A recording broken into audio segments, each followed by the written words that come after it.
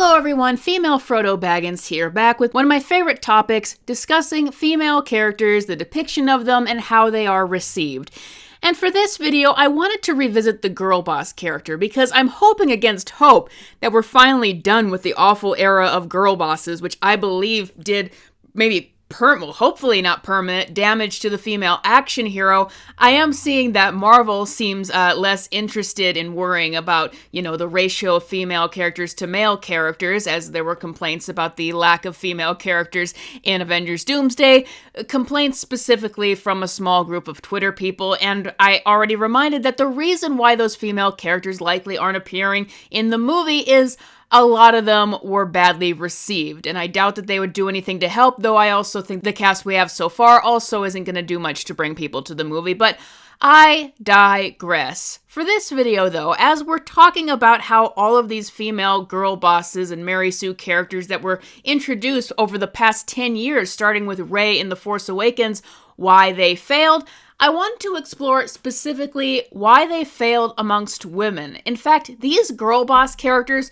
failed more for women than they did amongst men, if you can believe that, because here's the thing.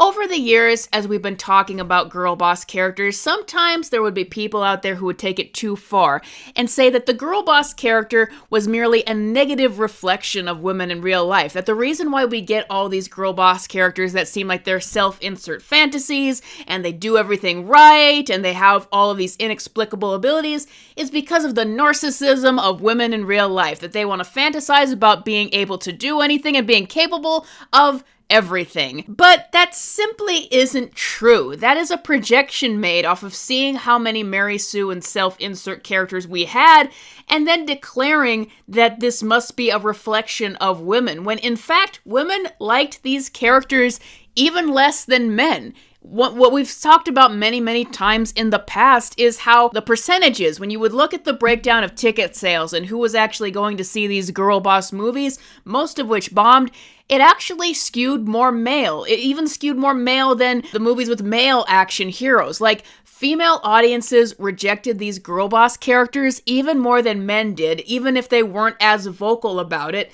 They just did not care. So I wanted to explore that specifically in these videos. Why were these girl boss characters, these supposed female self-insert fantasies, why were they so unappealing for women in particular?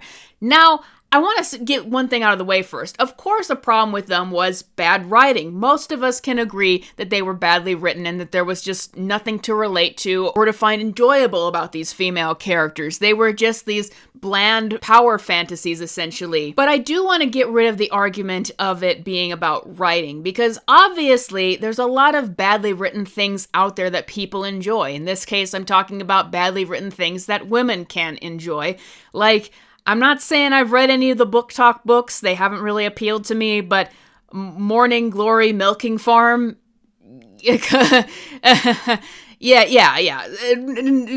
It's not all the time that things that are badly written or just awful looking are unpopular. Unfortunately, I hope that book was not popular. But anyway, yeah, there are some book series made for women that get a lot of ridicule for being cliched or shallow or just self-insert fantasies. So clearly it isn't just writing, right? There's bad books that sell to people all the time. But here I want to delve a little deeper into it and explain the three main reasons why I know that the girl boss character did not appeal to women. And more broadly speaking, these female action heroes that they've been promoting to women have not sold amongst them. Number one, these female action heroes look awful. I'm not saying that against the actresses, I am saying it against how they are styled and presented in these movies. There's absolutely nothing enticing about the hair, the makeup, the costuming, none of it. And I am talking specifically in this video about the female gaze and what women would like to see from female characters, I believe. When I look at how, whether it's a girl boss character or just a female character that is really trying to be promoted in movies today, there's always kind of a similarity to them in that they're trying to make them look as average as possible. You can think back to Rey in the Star Wars movies and how she was just always in this, the same desert cloak and the same bun, which honestly, I just do not think were flattering for the actress at all. She's just in a version of essentially Luke's clothes from the original trilogy, even though even he got a glow up in the final film. Or you can go to Captain Marvel, and she used to have a very attractive outfit that was, I guess, deemed offensive, but now they just have her in a spacesuit. Beyond that, Captain Marvel is given a very, very plain haircut, very, very average looking. And I gotta say, a lot of it is kind of unisex looking, or even more masculine looking. Like anyone could wear desert robes, or anyone could wear a spacesuit. There's nothing feminine about these outfits. And that's kind of what we get when we look at these various female action heroes promoted today, whether, you know, a lot of them are Mary Sue characters, or even the ones that might be better written. They're either average or frumpy. We have Yelena Belova in her tactical suit versus what we have with Black Widow with her cat suit, or they're grungy looking. Like, there's nothing feminine about these outfits. In fact, a lot of them are masculine. The costuming and the look of a character is a big part of the enticement of that character, but you'll notice that once upon a time, there was a costume that really, really enticed women from a superhero movie, and it was actually Harley Quinn's sexy costume from Suicide Squad. A costume that they then changed when they did a more feminist update for her with things like golden yellow overalls and this weird bird outfit, and they said in interviews this was meant to appeal to the female gaze more, but it just didn't. Now, once again, as we go back to the interviews for Birds of Prey, I believe the purpose of these costumes is either to present a female character as the equivalent of a male hero, a masculine hero, or in other cases, I think that there's just an attempt to make sure that they steer clear of the male gaze, and so that's why they're focused on these female characters looking average. Women are going to be very enticed by the aesthetic of things. That's part of the fantasy. That's part of the reason why Barbie was so successful, is it really, really leaned into the pink pastel aesthetic of everything. So that's part of presenting women with a fantasy character here. Fantasy characters are there for us all to maybe self-insert a little bit. They're all to be there as presentations of what we would like to be. But part of that, and it goes for both male and female characters, just perhaps in different ways, part of that is looking the best. Like, for male characters, super, super muscular when they're male action heroes, and it's more than about just appearing capable of doing stuff. It's part of the fantasy about being peak. Women also have a fantasy about being peak. That is why, for all of the activism and the Karen screaming about Barbie, the truth is the reason why Barbie is such a successful toy is girls actually gravitated towards them because girls actually wanted to play with pretty toys. And that's part of it, looking at these various female characters, whether they're action heroes or not, is you have to create some sort of, draw, just some sort of visual draw when you are appealing to women, or just a good aesthetic. Now, I'll say once again, that is why Harley Quinn was so popular for so many years. A big part of it was the aesthetic of the character. But that is just gone from these female characters and female action heroes. They're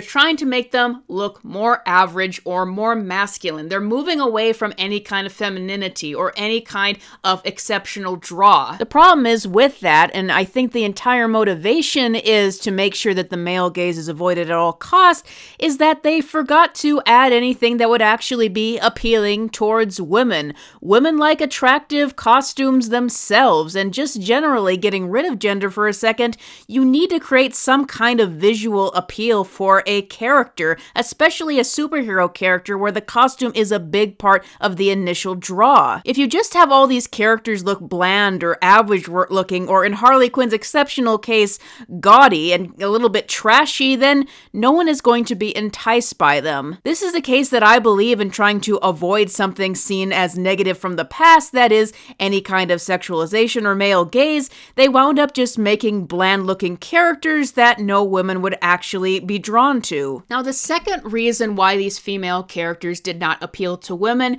is a big one, if not the biggest one, though I chose to position it here, and I think it is the biggest misunderstanding that Hollywood has made with female audiences. Hollywood actually doesn't make a lot of movies for women. Now, they were trying to make a lot of, original male brands have more female characters and seemingly have a lot more female skewing things in them. But the fact of the matter is, if you really look at it, Hollywood does not make a lot of movies for women. One of the number one thing that would have sold amongst women from Hollywood was romantic comedies. The romantic comedy basically does not exist anymore. And then for big movies meant for women, we've had Barbie and we've had Wicked, and that's pretty much it. Hollywood was far more focused on far more female characters in these male brands than they were actually paying attention to actual female brands and things that the female audience wants. And with that, bringing up the removal of the romantic comedy, Hollywood severely underestimated how much women like romance. That has always been the way it's been. Women were always the primary audiences for romances, romantic comedies, and now we see it still to this day with how many romance books and book talk and romantasy novels sell. Women aren't watching any of these male brands with new female characters. They're reading romantasy novels. And that's a big thing that I think that Hollywood has really messed up on, is just not being able to accept how much women haven't changed and how much they really actually want that still. That's the next big thing I want to talk about why girl bosses did not appeal. None of the girl bosses have romances. Birds of Prey is all about Harley Quinn's breakup and how she's single now and her girlfriends, but there's no romantic element in it. Captain Marvel never gets a romance, and the closest thing she gets to one was in a deleted scene where they were trying to push her to be a thing with Valkyrie. Disney princess characters have now avoided all romance, obviously. Typically, we just see these female characters being lone wolves, but the more common portrayal of female characters in these action roles is to just not have any desire for romance whatsoever. Just cue the line from that weird War of the Rohirrim movie from last year. Or back to Marvel in general, remember how the Star-Lord and Gamora relationship panned out? Though honestly, that's probably just because James Gunn didn't actually want them to be together. Like, Marvel never really focused on romance, but ironically, when they started to push female characters more, they focused on it even less than ever. And once again, a major miscalculation about what women actually want. If the books that are selling to women are any kind of indicator these days, women still really want romance, and they really want romance with men. Let's talk about books that are popular amongst women. The teen girl fantasy and the dystopian novel and the romantasy book and all those kinds of things. Typically, you have a love triangle at the center of it. The central female character who finds that she's super special and she's got these two guys who are vying for her throughout the book. Oh, the drama. That was generally avoided by all of these new modern female action heroes and characters. Like, even Yelena, like, there was a ship going on between her and Bob in the Thunderbolts movie, and that was instantly shut down by Florence Pugh, saying that not everything has to be a romance, but she doesn't seem to realize that actually these days, 9 times out of 10, they do avoid the romance. It actually would be surprising to go back to the typical romance that we used to get in every movie.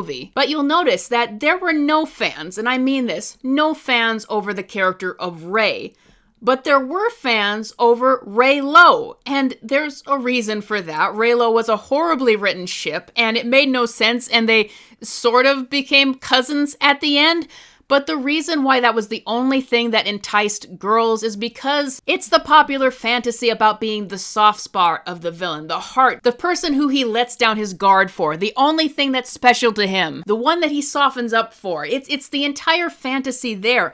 And interestingly, that is the only time where I have seen any kind of interest from girls for one of these girl boss characters. When they introduced any kind of romantic factor, even if it wasn't good, which just goes to show you how much the desire for romance, and yes, I am talking about romance with a male character, is still there and has never gone away. But that just did not add up with the playbook for the modern day female action hero and the ideal, which was supposed to be that she does not have any sort of inkling of a desire for romance with men. Now, I've said before that there's nothing wrong with if you in real life don't desire romance, but the problem is that people can't seem to accept what the majority actually wants. And the majority of women seem to actually want to read about romance with men. Which brings me to my third point about all of this, is that the reason why the girl boss or the female action character of today just did not appeal to women is that this is actually not the female fantasy. Women do not want to imagine themselves running around in frumpy clothes and a bad hairstyle with no love interest or any prospect of a male love interest, being all powerful and all successful at everything. Now, there's been some misconception that the power fantasy, just being good at everything and special at everything, that is a fantasy amongst women. And part of the way that people justify that is true is we can look once again back at the YA novels for women and the romance books and the teen novels and all that kind of stuff. And it's kind of well known at this point that these novels can perhaps be seen as the source, whether it's true or not, of a lot of these Mary Sue characters, where a lot of the protagonists from these novels aimed at women specifically do seem to be like self-insert fantasies. And with this comes the declaration that women are just a bunch of narcissists that want to read stories where everyone loves them and they're amazing at everything. But is narcissism really the core of this fantasy and the reason why these tropes exist? Now, let me tell you, I grew up as a teenage girl and had other female friends who some of them became enticed by these teen romance or dystopia novels, and some friends who would write similar characters in their own work. But I do not believe that this self-insert fantasy that you get in these books comes from a place of narcissism.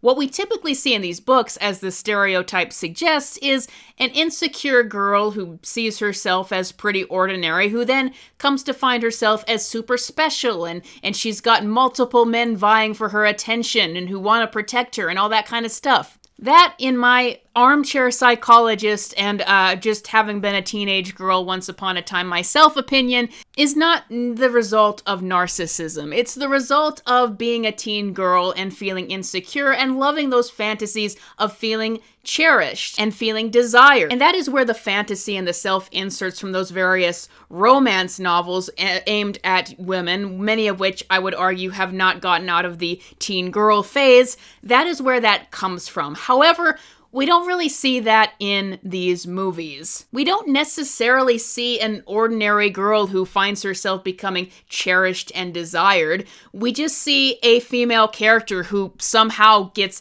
unlimited power, has inexplicable ability, and not much in the way of flaws. It might seem like the same thing as the what I'll just call the teen girl self-insert fantasy. I would just say that there is a different psychology behind why those self-insert fantasies for girls exist, and it's not actually the same as these girl boss characters. In fact, here is the thing. Whoever said that these girl boss characters were made to appeal to women? I mean, maybe I mistakenly said that, but I realized I never actually heard it from any of these companies that the goal was to bring in more of a female audience. And none of the work put into these characters seems like it was made with the intention to appeal to women more. Like, you think that they would realize that maybe women are really enticed by the romantic angle. In fact, many movies and franchise have tried to introduce more romantic subplots and things like that in order to entice women more. But even that was not leaned into, even though it appeared it might have worked. In my opinion, none of the girl boss characters were made to actually appeal to women, except perhaps that Birds of Prey fantabulous emancipation of Harley Quinn movie. I think more so the girl boss characters are just responses and counters to things that people behind the scenes didn't like in the past. Like, I recently, unfortunately, was rewatching The Force Awakens after 8 or 9 years of having not seen it again, and I noticed that Rey seems like she's just a response for things from the original trilogy with Leia. Like, they don't want her to be the one who's kidnapped. She can save herself. They never want her to be in a position at all where she is the one being saved. That's why she won't even let Finn take her hand. She has to be the one who takes his hand. Also, there's just the notion of all these female characters, looking back at all of the unsuccessful female characters that were introduced in Marvel after Kevin Feige said he wanted there to be more female characters than male characters, and I thought, You know, I have never heard it said that this was in order to keep more women watching these projects. It just seems to be more of a response of there being too many male characters, which I guess is a bonus fourth reason as to why these female characters never actually appealed to females, is because I would say a lot of them weren't even made necessarily with appealing to the female audience. They were made more so in a response to things that certain people didn't like in the past. Which is why I can't really shed a tear for them being gone, because these were female characters that I don't think were ever made in good faith in the first place, and I don't think that many people will miss them. Though the damage that they've done to the female action hero, I think, will still be felt for years, if not decades to come. But that's all I got for you guys today. I hope I was able to enlighten you, even as I'm tired doing this video. What do you think? Do you think I'm right on the money, or do you think I'm kind of off in my perception? Let me know what you think in the comments below. If you want to support my work, please consider becoming a member or a Patreon, and I will see you guys next time.